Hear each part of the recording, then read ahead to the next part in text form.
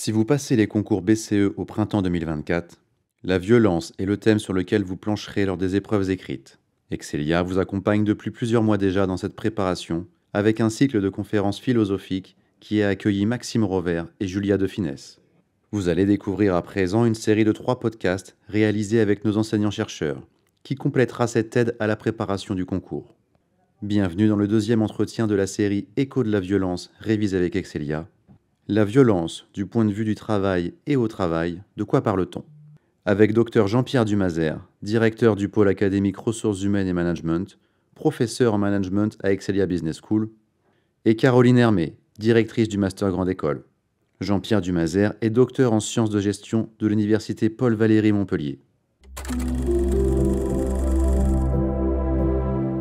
Bonjour Jean-Pierre et merci infiniment de te prêter au jeu de ce podcast sur le thème de la violence. Alors en tant que spécialiste des ressources humaines, tu as choisi comme thème de podcast la violence et le travail. Alors est-ce que tu peux nous contextualiser ces deux termes ? Absolument, Caroline. Le travail apparaît beaucoup plus tardivement en tant que notion dans l'histoire de l'humanité. Quand on est dans les sociétés primitives ou pré-capitalistes, on ne parle pas de travail, on est plutôt sur des activités que les êtres humains organisent, notamment dans l'économie tribale, pour des activités assez simples qui répondaient à des besoins très simples. On n'est pas dans une marchandisation des activités et dans des finalités capitalistes telles qu'on peut les voir aujourd'hui. Et puis la violence n'apparaît pas, c'est-à-dire qu'elle n'est présente à travers la pénibilité, la difficulté de réaliser des tâches, mais elle n'apparaît pas directement contextualisée avec le travail. Alors de quoi parle-t-on quand on évoque la question de la violence et du travail ? Alors on parle de phénomènes qui sont à la fois anciens et à la fois très récents. Anciens parce que la question de la pénibilité, de la difficulté qui est liée comme ça à l'agitation des humains lorsqu'il s'agit de réaliser quelque chose, de produire quelque chose, est relativement ancienne. Elle va apparaître notamment chez les Grecs qui vont distinguer deux notions fondamentales. D'abord le ponos, ce qui relève de la pénibilité, liées à des activités qui abîment le corps, qui produisent comme ça des efforts intenses et répétés. Et puis, chez les Grecs, on retrouve aussi l'ergon, c'est-à-dire cette activité qui consiste à transformer quelque chose pour lui donner une forme, à transformer une matière pour lui donner une forme. Et cette distinction va permettre d'amener au cours des siècles qui vont suivre cette question de la violence autour du travail et dans le travail. Alors une première question peut-être par rapport à ce que tu viens de dire. Que peut-on dire de la violence du travail ? C'est le premier point d'entrée, c'est certainement le plus ancien, c'est-à-dire qu'il se trouve cette question-là, ce travail qui abîme les corps, qui abîme les êtres humains, vient directement de la difficulté, comme je l'ai précisé, des activités que produisent les humains et de l'exigence, on va retrouver ça notamment chez Marx à partir du XVIIIe siècle, de l'exigence que les humains vont devoir mettre dans leurs activités que l'on peut encore qualifier de professionnelles, mais pas tout à fait, et qui amènent les êtres humains à endurer comme ça, énormément de choses pour réaliser soit des activités de production, de fabrication, et pas tellement de commercialisation, puisque ce terme va apparaître après le Moyen-Âge. Mais globalement, on est sur des activités, quand on considère la violence du travail, qui sont des activités qui abîment l'humain et qui plus tard donneront lieu à des études sur les conditions de travail, sur les accidents du travail, sur l'apparition sous Napoléon Ier de la première médecine du travail qui est réservée aux enfants, et puis en 1946 après-guerre pour les adultes. Et on va s'intéresser à ce que le travail produit de violent sur les êtres humains, d'abord physiquement et dans un deuxième temps psychologiquement. Tu viens d'aborder aussi un terme qui me paraît tout à fait intéressant puisque c'est le thème dont on entend beaucoup parler à l'heure actuelle, c'est la violence au travail. Donc là, notre angle, j'allais dire de vision ou d'attaque, même si le terme est peut-être pas très très bien choisi. Le terme est choisi parce que quand on parle de la violence du travail, on parle bien des activités, de ce qu'elles produisent sur les êtres humains. Et donc, à travers les travaux d'Hegel et puis de Marx, donc on est en 1807, sur la phénoménologie de l'esprit chez Hegel, on va voir que le travail n'est pas le point central des activités des hommes, alors que chez Marx, c'est vraiment le travail qui permet de distinguer l'homme de l'animal, et toute la réalisation chez Marx de l'être humain passe par le travail. À partir de là, Marx va dénoncer les conditions de travail dans lesquelles évolueront des ouvriers et des ouvrières, notamment en Angleterre, dans des conditions abominables ou épouvantables dans des ateliers. Villermé, en 1840, lui, va proposer le premier état psychologique et mental des travailleurs du textile. Et on va voir apparaître à l'intérieur de ces logiques d'études du comportement des personnes dans les entreprises ou les manufactures, de quelle façon les êtres humains se comportent les uns envers les autres. Et à partir de là, cette question de la violence au travail va prendre forme, puisqu'on va se demander de quelle façon des êtres humains imposent des choses à d'autres pour obtenir des objectifs, atteindre des objectifs plutôt, ou obtenir des résultats.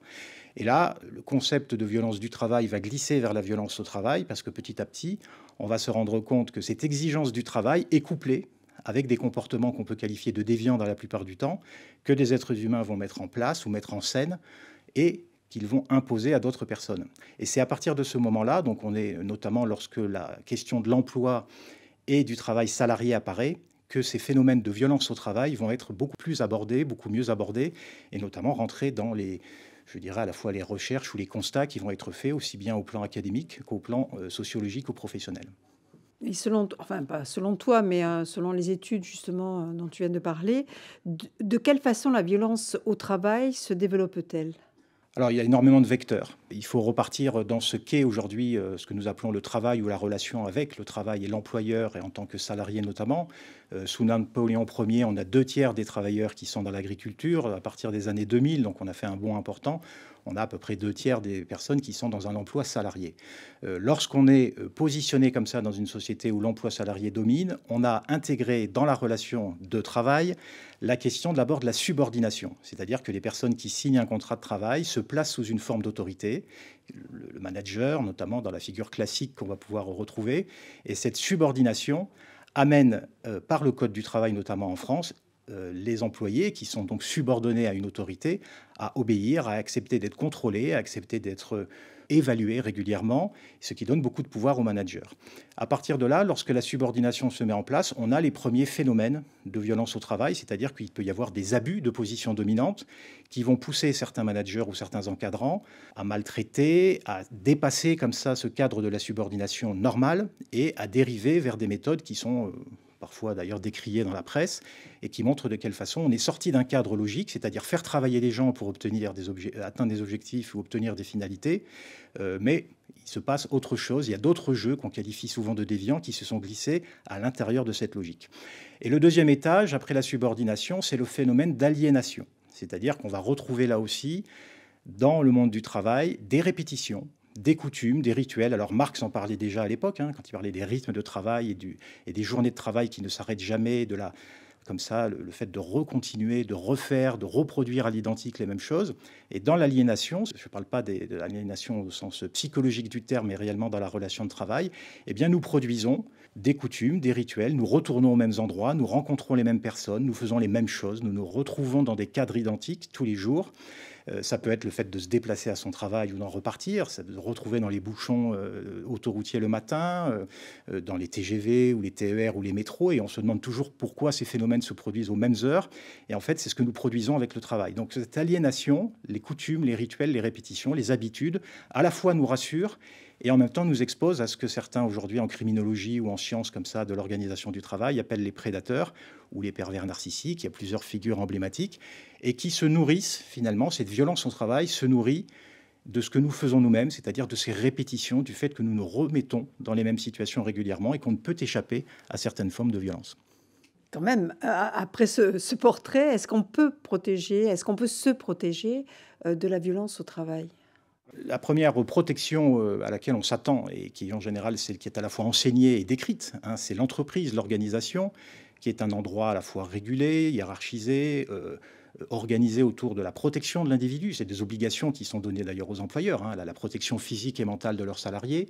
Et classiquement, on voit l'entreprise comme un lieu qui protège, qui rassure et qui est là pour fournir à la fois un salaire et un métier, une carrière, et pas pour engendrer des phénomènes de violence. Et là, c'est un petit peu la loterie, c'est-à-dire que vous avez des ambiances de travail, Caroline, dans lesquelles on va retrouver énormément de valeurs positives et qui font que la violence au travail est très réduite. Et puis des ambiances au travail où, malheureusement, pour différentes raisons, on a plutôt dérivé vers des comportements qui n'ont pas été contrôlés ou qui se sont laissés un peu trop emporter, dirait-on. Et cela va produire à l'intérieur de cette organisation des phénomènes de violence. Cette violence est d'autant plus difficile qu'elle est à la fois inattendue, que la plupart des personnes sont pris par surprise, ils n'attendent pas à l'intérieur de cette organisation du travail des phénomènes de violence, et puis elle est aussi réfléchie et organisée.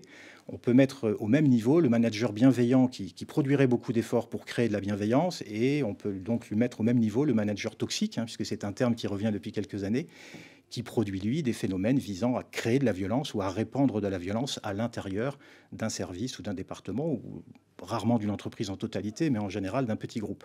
Ça, c'est quelque chose qui est important.